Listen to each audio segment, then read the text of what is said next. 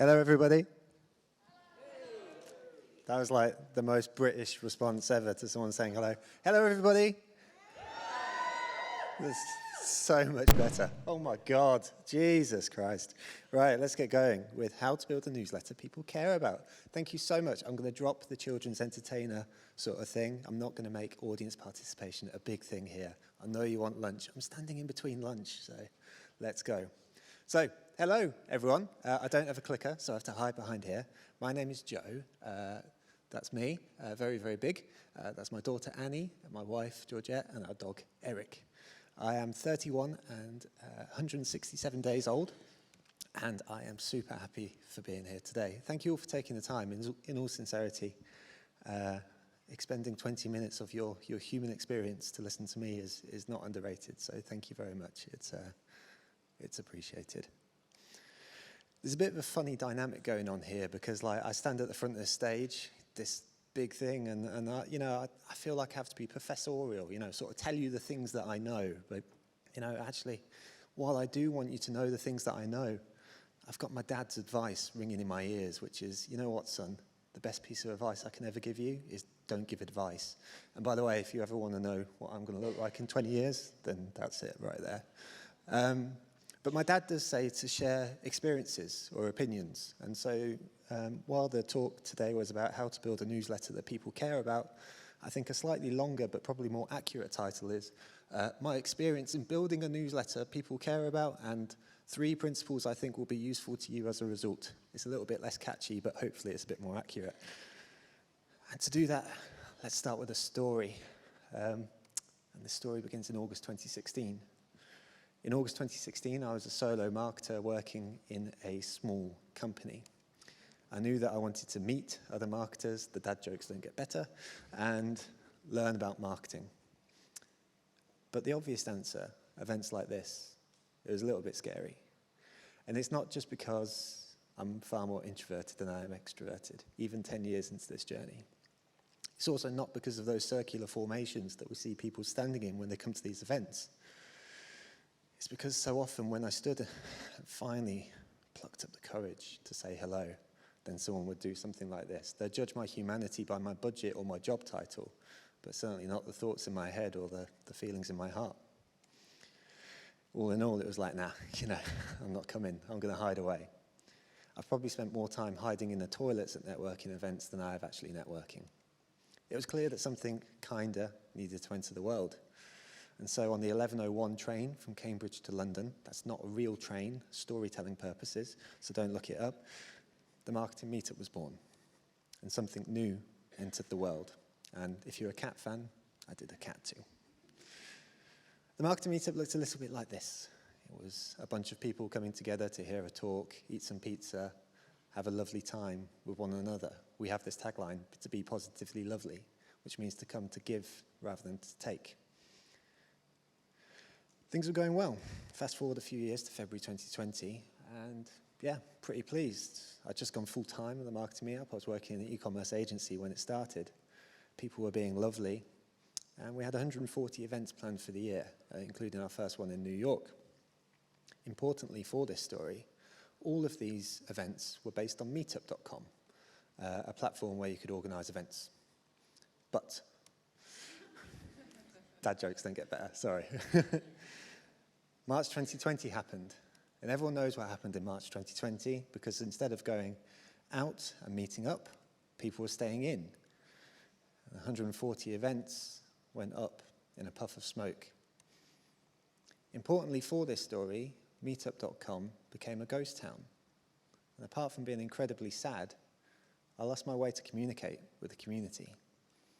If it wasn't for an ace in the hole, which was a MailChimp list of some 2,367 people that we've been building for the previous 2 years. This MailChimp list, it was impervious to this thing. It was the way that we could get in touch with people. And so we started sending emails that looked a little bit like this. This is personally the best email that I've ever sent to our community. It was right at the beginning of COVID, and if you remember how it felt, then like just a message to say, are you okay?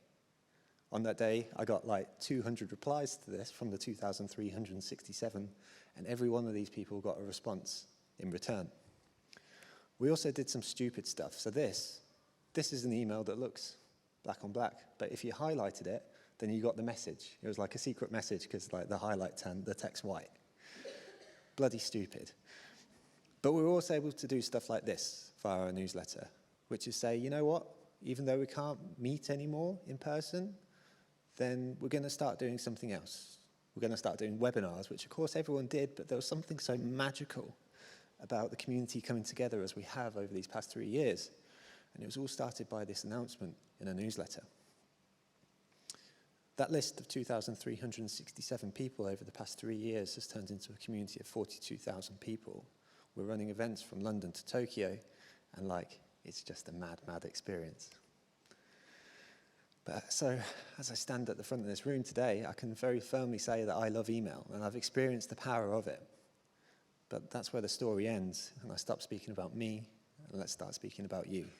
I needed to change this image, because like, there's quite creepy connotations with this, but like... So the way we're going to do that for the remainder of the talk is focus on 3 main things. Now, I'm not here to sort of like blow your minds with any mega insights. I'm about going back to basics. Because I sincerely think if you don't get the basics right, then the rest of it is just not worth it. So we're going to focus on these 3 things. So let's get strategic and tactical. It's not about you. And then we're going to do a little bit on how to make your emails yours. So let's go. I can't see any of you, by the way. So like, I hope you're smiling. So, so number 1, where email fits. So, little confession. I spent the first, I don't know, I'm 31 now, as you know, 167 days. And I spent the first 5 years of my marketing career just scrabbling around, just doing things. I was a very, very average marketer. I spent most of my time stuck in the mud, and I'm sure that most of us in the room probably know how it feels to put a post out that you've worked so hard on it, and then just get nothing in return.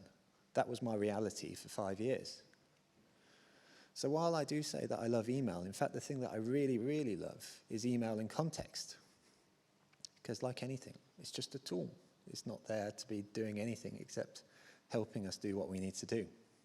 And that tool can be really, really good, or it can be a little bit like my DIY skills, which is really, really bad. So it depends how you use it. So the table stakes in all of our email activity is context. We need to have some strategy and some tactics. So let's explore that in 2 ways.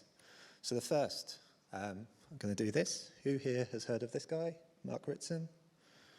Okay, so not many hands. Cool. So Mark Ritson has this framework which has changed my marketing career: diagnosis, strategy, and tactics. It changed the game because it gave a framework for every other bit of marketing knowledge to hang off of. At the diagnosis stage, effectively, you're understanding your audience. You want to know what they want, what they don't want, what they like, what the segments in the market are. And it's nothing to do with you or your company. It's just about looking to understand what's out there and how you can serve people. At the strategy stage, you're answering, in effect, 3 questions. Who do you want to target? What's the positioning? And what's the goal that you're trying to achieve with your marketing activity? And then at the tactics stage, that's the bit that everyone sort of speaks about, but it's the bit which comes after you know what people want and what you want to say. And the tactics is like, how do we promote it? So stuff like I'm not going to, I had an interesting chat with Barry early on, so I'm not going to lump SEO into marketing because I think he might punch me. But, you know, like where your channels fit, so your Facebooks, your Twitters, your TikToks of the world, they fit under your strategy. If you don't have your strategy, then you're just doing a bunch of things. And that's fine, but that's where my mediocrity came from. So email, like anything else, is a tactic. This is a really important point, and like I don't have enough time to make it particularly well, so I'd really recommend checking out this talk, On the Contrary by Mark Ritson. It's 45 minutes, and it changed my marketing world very, very swiftly. The second model that I can introduce to sort of speak about strategic and tactical email newsletters is going back to the tactics and, you know, a good old funnel. Awareness, consideration, preference, purchase, retention, and advocacy. The important point here is really that, like, you can use email in so many different ways. You know, so at the Marketing Meetup, like, we use webinar signups as like our consideration phase stuff. So like people are like, oh, okay, I'm interested in finding out more. Maybe I'll come to one of your webinars. We use emails to have confirmation. So you sign up for one of our webinars, then all of a sudden you get a confirmation email. That's a different style of email.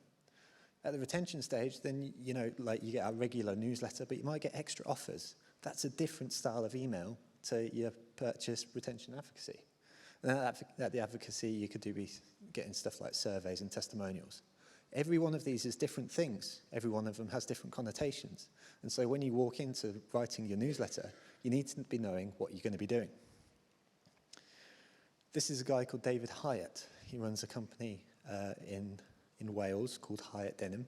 They make great jeans. And he says, in effect, with their email newsletter, if you're going to sell, sell. And if you're going to entertain, entertain.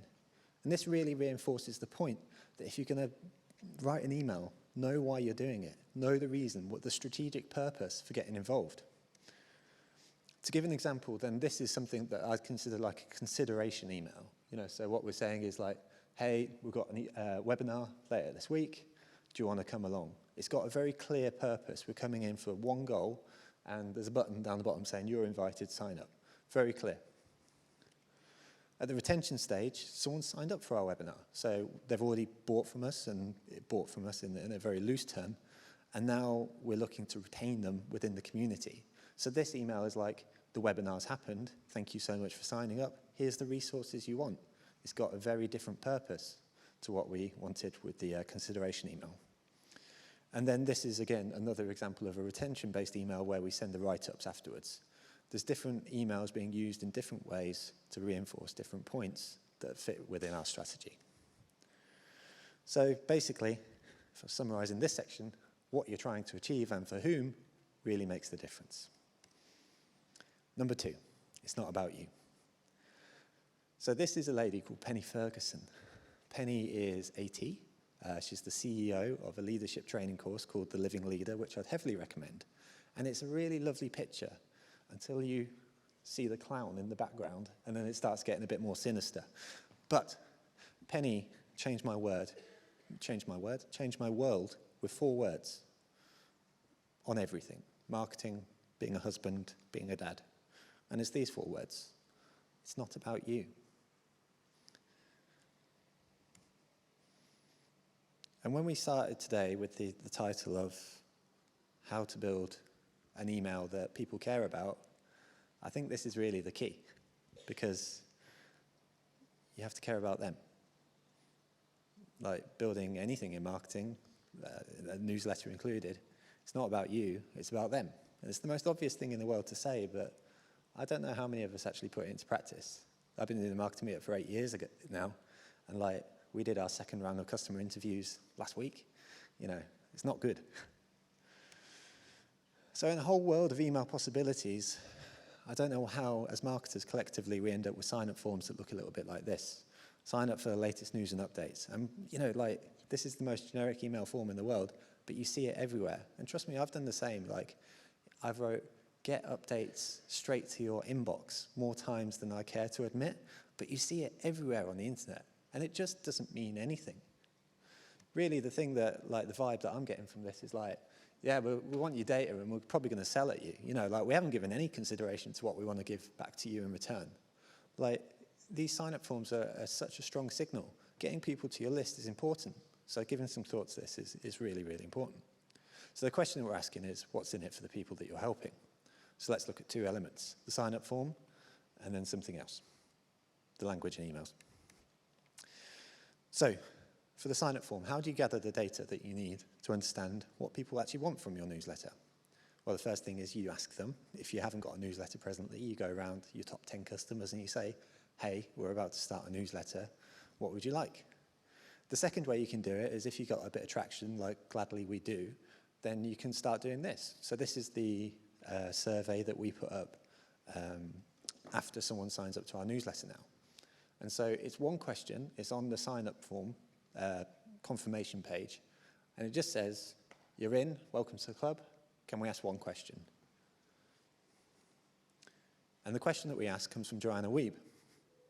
Amazing copywriter, by the way. So like, if you don't know her, well worth looking up. Joanna says, that you should be putting on this one question: what was going on in your life that brought you to join our newsletter today? And you'll get such richer data than just saying, like, get news and updates. Over the course of time, we've had 1,942 people reply to our survey for the Marketing Meetup. And this is the word cloud that people say of what they want from us. These are the top 10 words that we picked out. So marketing, new tips, learning, knowledge, industry ideas, and events.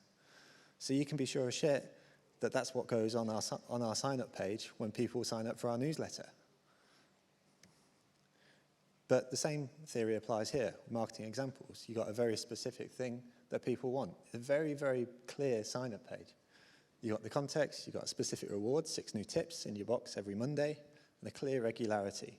And this is replicated across some of the best sign-up forms across the web.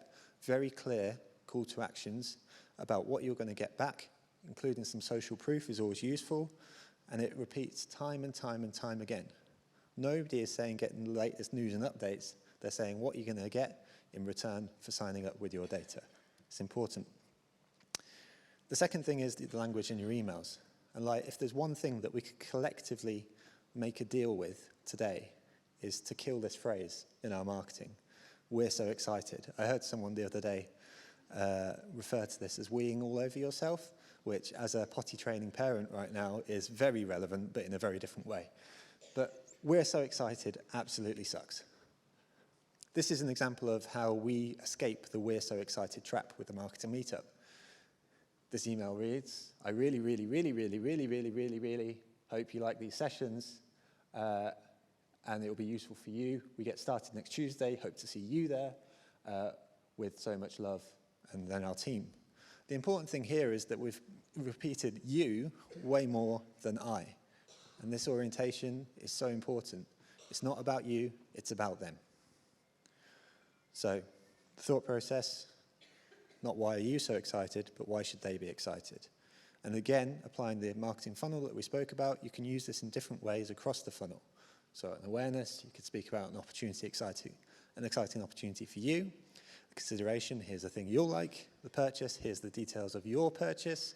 Retention, you're amazing. Here's something you might like. And at the advocacy stage, can you help make this experience better for other people like you? It's all about them. And then finally, the third section, making emails your own. Now, I imagine you going to your desk, sitting down on a Monday, feeling very motivated to write a newsletter, hopefully. Yeah, oh crap, what now? There's nothing more intimidating than a blank sheet of paper. That's a quote from another excellent copywriter, Eddie Schlainer. The temptation would be to sit there and whack it into ChatGPT. But if there's one thing we know from everything we've heard so far today, then like the thing that's going to stand us apart is this idea of distinctiveness, looking and sounding like yourself consistently. Looking and sounding like yourself consistently is exactly the type of thing that builds a brand. And building a brand is the type of thing that helps us build companies that have resonance in the long term and indeed profitability. I can't sit here and tell you how to write like yourself. Only you can do that. But what I can make a point about is that there are so many opportunities, even within a 25-word email, where you can take the time to look and sound more like yourself far more regularly. So looking at this email very quickly, we've got the subject line. So the thing that I chose to do was do lowercase. It drives my co-founder absolutely bonkers, but you know that it looks and sounds like us regularly. You've got my picture there. Like, even if you're sending from a huge account, you've still got your picture. So is that representative? We've actually recently changed that to a GIF because like it stands out even more in the inbox. It comes from me rather than the Marketing Meetup. So again, you've got that opportunity for personalization for me as a person rather than just the brand. You've got it coming from my own personal email address rather than a no-reply email address. Like, if your company has presently got a no-reply email, the signal is that you don't care if people want to reply to you. It's a broadcast. Like, make it a personal, or at least something that feels approachable so people can reply. You've got your salutations, so something we do right now, so that just says, hey Joe, but we try to sprinkle a bit of magic into people's lives. So we say, hey Joe, you silly sausage, or something like that, which hopefully brings a smile to people's faces as they open. And people have told me that's literally the reason why they open our emails, which is a bit depressing when you think about it. We've got links, we've got emojis, we've got signing off with love instead of kind regards. The point I'm making here is there are so many opportunities within your emails to make them look and feel like your own that like we can't not think about these things. So, wrapping up very quickly. We've spoken about placing email, your newsletter, in context. It's there as a tool. It can be good, it can be bad. The way that you give it context is by putting a real strategy behind it and then working through that. I would, as I say, really recommend that talk on the contrary. It's not about you. 4 magic words that changed my life, but also really apply here. Think about the customer and stop weeing on yourself. That's a great takeaway. I like that one. And how to make an email yours. There are so many opportunities, even within the context of something that is like just text and just pictures, to make it you, to make it distinctive, that honestly, like, it's an opportunity not to be missed if you want to take it. So, thank you very much. My name is Joe Glover. You can get the Marketing Meetup newsletter if you would like. I'm on LinkedIn way too much, and I'll probably be hiding in the toilets later, so